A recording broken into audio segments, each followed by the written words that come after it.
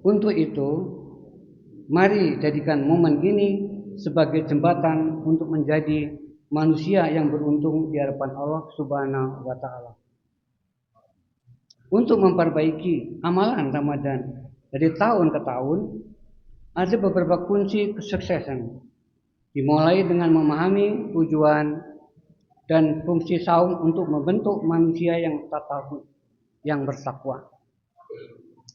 Melakukan ibadah dengan ikhlas adalah kunci ibadah agar bisa diterima oleh Allah Subhanahu wa taala.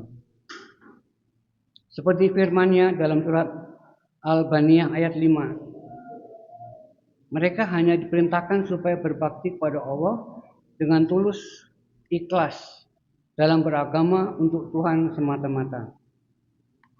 Bapak Ibu sekalian yang dimuliakan Allah, agar lebih maksimal dalam beribadah selama Ramadan, perlulah diikuti gaya hidup yang sederhana. Ini penting, Bu, karena dengan gaya sederhana kita bisa menghormati pada fakir miskin dan yang lain. Jadi jangan engkau boros dengan berlebihan. Sesungguhnya orang boros itu saudara setan, dan setan itu sangat ingkar kepada Tuhannya. Surat Al-Isra ayat 26-27.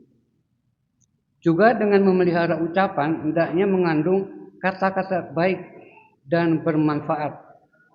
Oleh karenanya, jauhkan kata-kata menghina, mengolok-olok, menggunjing, atau menjelekkan orang lain. Inilah pangkal ibadah kita ditolak oleh Allah Subhanahu wa taala. Karena puasa sejatinya bukanlah sekedar tidak makan dan tidak minum, tetapi juga menahan diri agar tidak muncul akhlak yang tercela. Sesungguhnya Rasulullah bersabda, siapa yang beriman kepada Allah hari akhir, hendaklah dia berkata baik dan diam. Siapa yang beriman kepada Allah pada hari akhir, hendaklah menghormati tetangga dan hendaklah memuliakan tamunya. Hadis riwayat Bukhari Muslim. Kunci selanjutnya agar Ramadan sukses adalah dengan membuat program. Betapa penting program ibadah yang harus disertai ilmu. Disinilah perlu program di bulan suci Ramadan. Kapan harus kita melakukan tadarus, mempelajari tafsir Quran, mempelajari hadis, dan sebagaimana agar bisa terarah. Karena program sudah ada, sebaiknya dijalankan secara sungguh-sungguh. Evaluasi yang bisa dilakukan setiap hari. Apabila ada yang tertinggal, bisa segera dilakukan perbaikan-perbaikan. Bapak Ibu sekalian rahimakumullah, manusia merupakan tempat salah dan lupa. Itu sudah terjadi dan kita alami selama ini. Semua dosa dan kesalahan yang diperbuat tersebut dapat dihilangkan, dihapuskan atau dibersihkan sehingga kembali menjadi manusia yang bersih.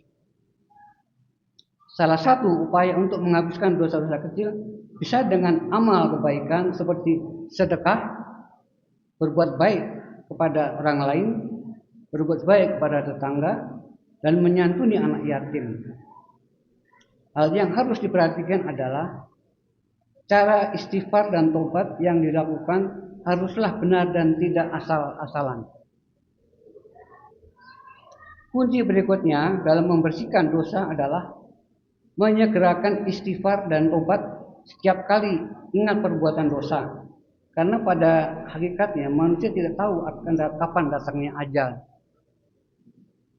Dari segi bahasa, istighfar berasal dari kata ghafaro faghfiru yang artinya menutupi dan memperbaiki. Dari istilah bahasa tersebut dapat dikatakan bahwa istighfar adalah suatu perbuatan yang dilakukan untuk menutupi kesalahan dari segala dosa. Manusia itu penuh dengan keterbatasan. Maka untuk menutupi segala dosa tersebut harus meminta bantuan kepada Zat yang Maha menutupi dan Maha mengampuni. Ibnu Al-Arabi menyatakan pendapatnya bahwa ketika seorang mengucapkan Allahumma firli.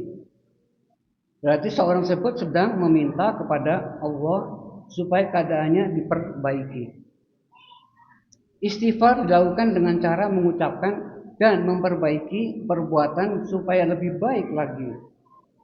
Istighfar dengan ucapan minimal membaca kalimat Astaghfirullah, Astaghfirullahaladzim, Allahumma firli.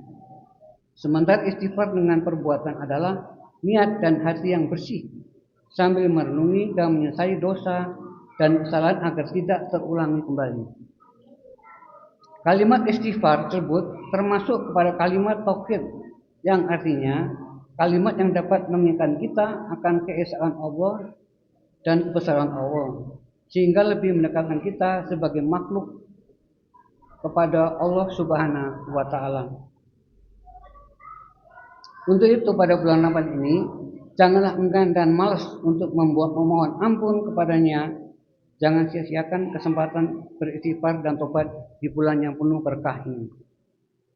Bapak Ibu sekalian yang dirahmati Allah, marilah kita memanfaatkan di bulan Ramadan ini untuk selalu memohon ampun kepada Allah Subhanahu wa Ta'ala dengan beristighfar dan berzikir sebanyak-banyaknya.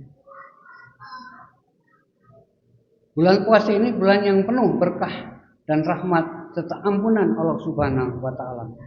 Semoga setelah menjalankan ibadah saum di bulan puasa ini kita menjadi orang yang bersih segala dosa-dosa yang kita lakukan selama ini.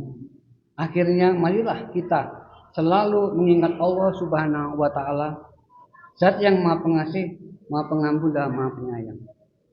Demikian mungkin saya sampaikan pada hari ini. Mohon maaf atas kesalahannya. Terima kasih atas perhatiannya. Hasbunallah wa ni'mal wakil, nikmat maula wa ni'man nasir. Assalamualaikum warahmatullahi wabarakatuh.